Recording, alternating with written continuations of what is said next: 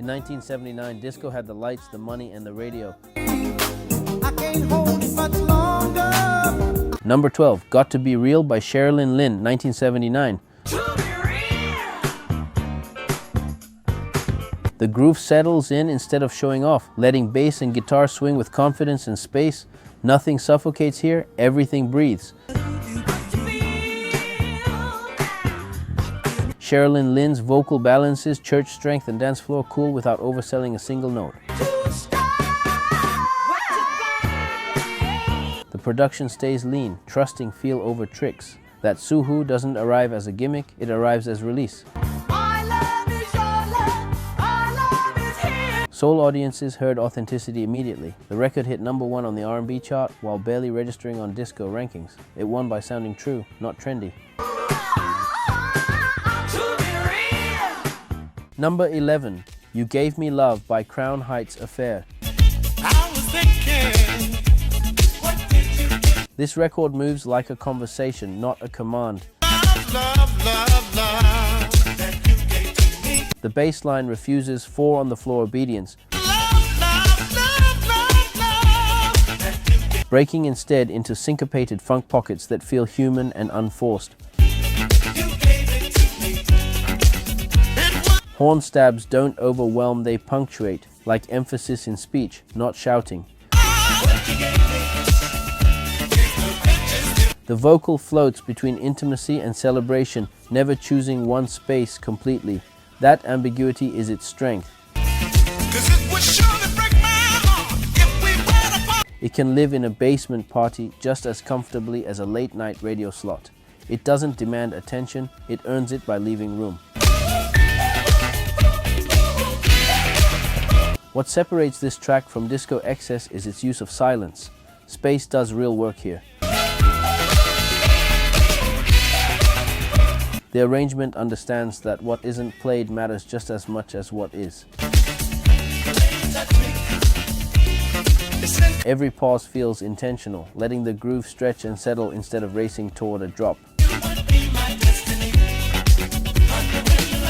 Chart-wise, the song spoke louder to R&B audiences than to pop formats.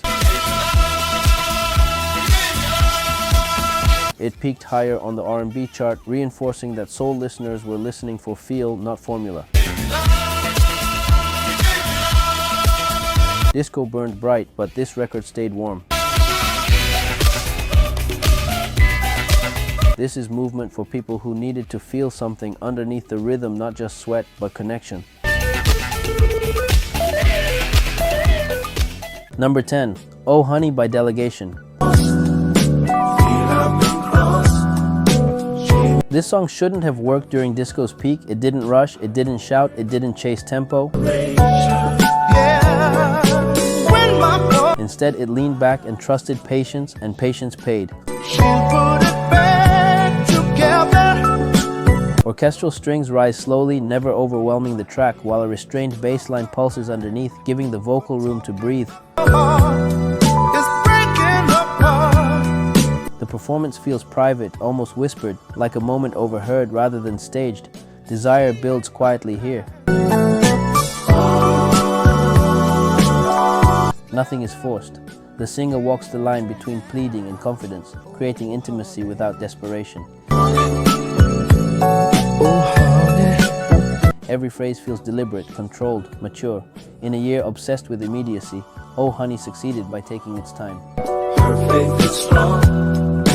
I know she'll... Internationally, the song outsold many louder US disco hits that peaked faster and vanished quicker. When things go wrong, the slow burn approach disco, often dismissed, turned out to be the winning one.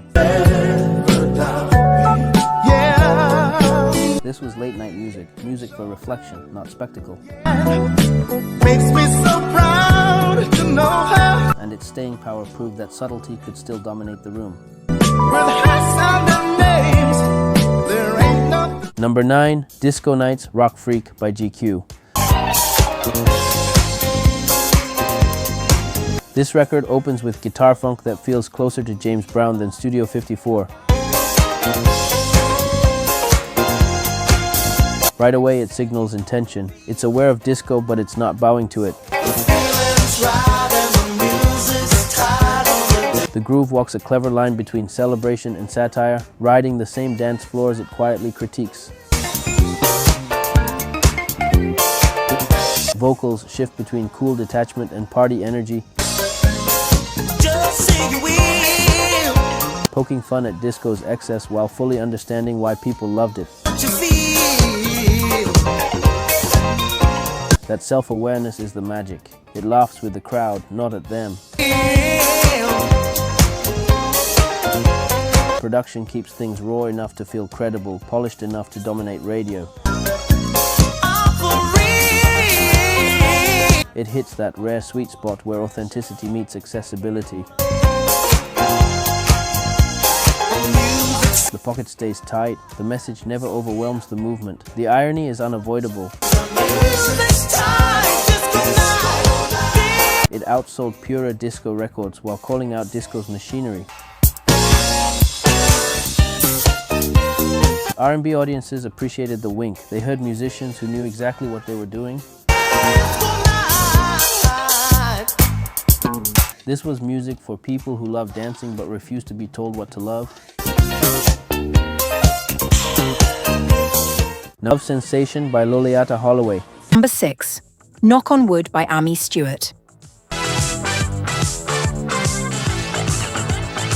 This cover succeeds because it remembers where it came from. Disco production sparkles on the surface, but underneath,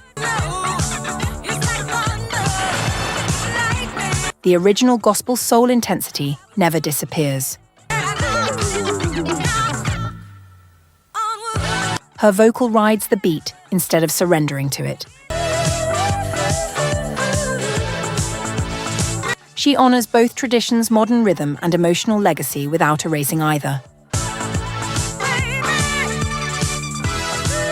That balance is rare, and it's why the song crossed formats so effectively. The record hit number 1 in the US and sold massively across Europe, outperforming disco entries from artists with larger reputations but weaker foundations. This wasn't reinvention through abandonment. It was reinvention through respect, and that difference is audible in every chorus. Number 5. I Got My Mind, Made Up by Instant Funk, 1979. This record doesn't rush to announce itself. It walks in with purpose.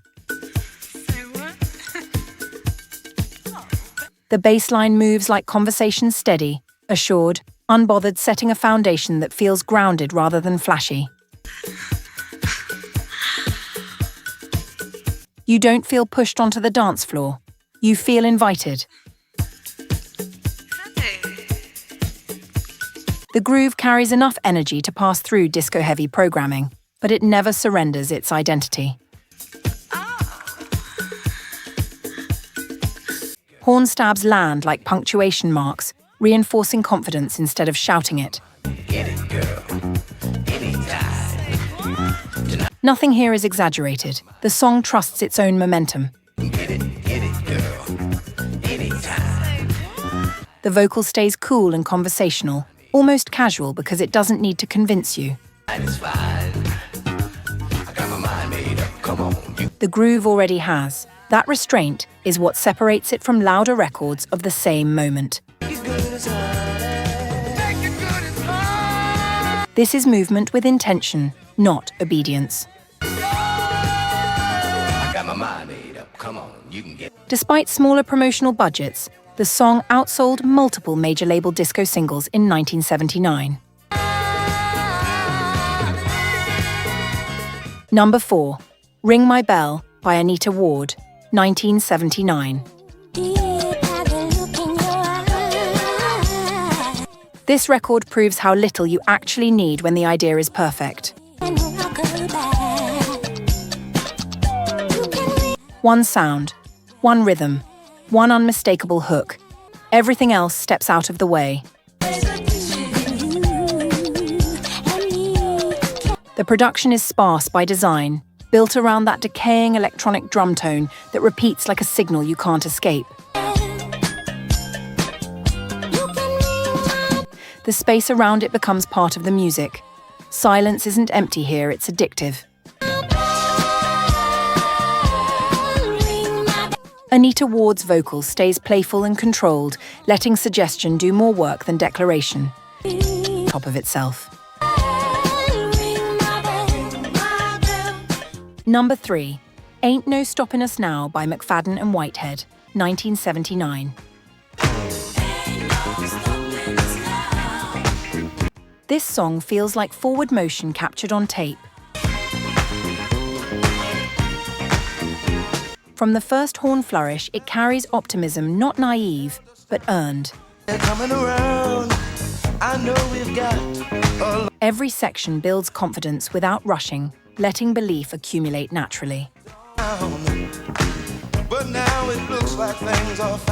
The dual vocals trade lines like partners who trust each other completely. You hear friendship in the phrasing, unity in the harmonies. It sounds lived in, not staged. The arrangement lifts rather than overwhelms. Strings and horns glow with warmth, framing the message instead of distracting from it. Space is respected. The song gives the listener room to feel stronger. It reached number 1 on the R&B chart and went platinum. Outselling disco hits with larger budgets because the message traveled beyond clubs. It reached homes, cars, workplaces, places where encouragement mattered. Number 2, Reunited by Peaches and Herb, 1979. I realize I love you 'cause Weeks at number 1 on both R&B and pop charts. Selling over 2 million copies and beating disco staples in total units. Not because it was louder, but because it was felt. I can't play. This became wedding music, end-of-night music, memory music, and memory always lasts longer than trends. I can't go cheap. Disco burned bright, but soul burned longer. I can get on the telephone and call. These records didn't chase trends, costumes, or hype. Get up, let's make love tonight. Wake up. Which song on this list stayed with you the longest? And which one should have been here but wasn't?